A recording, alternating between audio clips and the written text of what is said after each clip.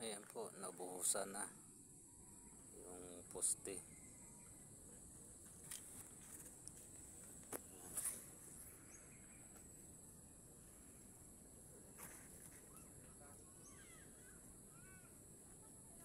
Meron na yung tukod sa likod.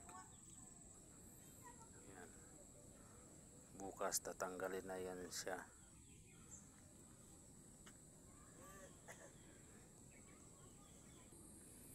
Ayan.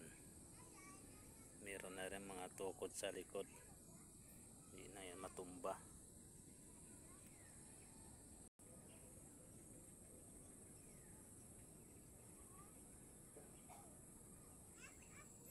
Tapos dito ilagyan na rin namin bakal, nakakawit dyan sa gitna ng hollow block, pati rin dito nakatali, nakayakap din sa tubo.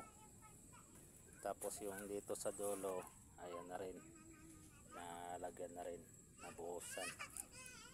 Ayan.